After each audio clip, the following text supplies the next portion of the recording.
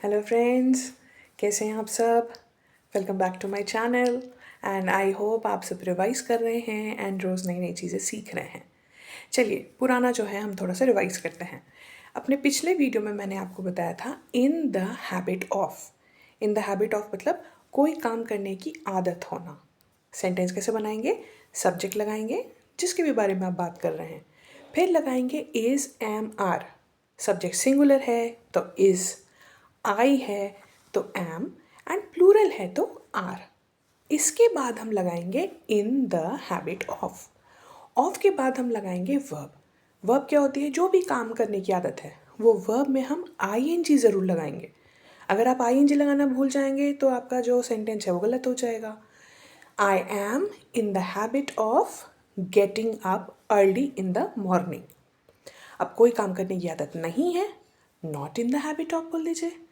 I am not in the habit of getting up early in the morning. Are you in the habit of getting up early in the morning? Who is in the habit of getting up early in the morning? ये बात हो गई आपकी अभी की जो आदत है वो बताने की। अगर आपको बताना है कि पहले आपको आदत थी, जैसे कि आप कह सकते हैं पहले उसे झूठ बोलने की आदत थी, पहले मुझे देर रात तक जगने की आदत थी, पहले मेरी 5 किलोमीटर दौड़ने की आदत थी। तो ये आदत पहले थी, यानी कि पास्ट टेंस।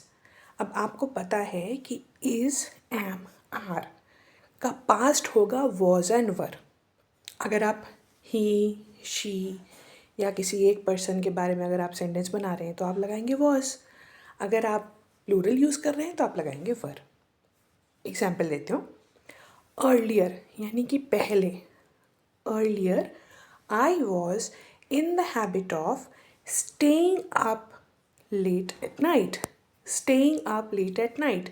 Staying up मतलब होता है देर तक जगे रहना, जाग जाना नहीं।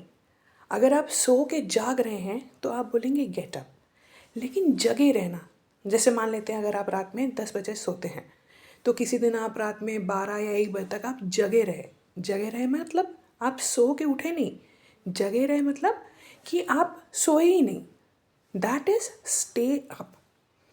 Earlier I was in the habit of staying up till late night.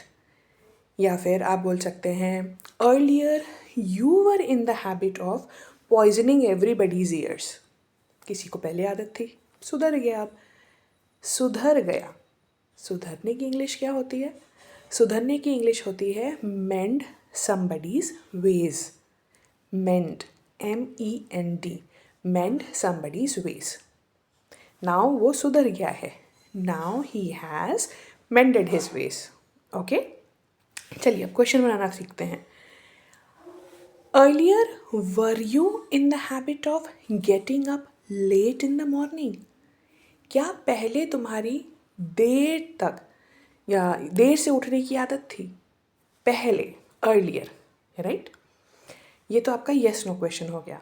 ऐसे क्वेश्चन जिनका आंसर हम हाँ या ना में दे सकते हैं। नाउ क्वेश्चन वर्ड कैसे बनाएंगे? क्वेश्चन वर्ड यानी कि what, where, how, how many, how much. ठीक है? अगर आपको किसी को पूछना है पहले तुम्हारी कब उठने की आदत थी, earlier when were you in the habit of getting up.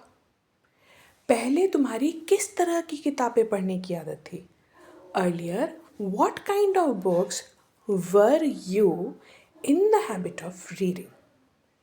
I hope ये सेंटेंसेस आप प्रैक्टिस करेंगे एंड मुझे कमेंट सेक्शन में ज़रूर बताएंगे कि आप ये यूज़ कर रहे हैं कि नहीं। अगर नहीं कर रहे तो करना स्टार्ट कर दीजिए एंड मेरे वीडियोस को आप फॉलो करें, राइट? रिवाइज करें।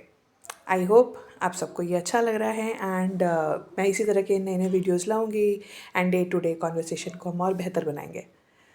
Till then take care, bye bye.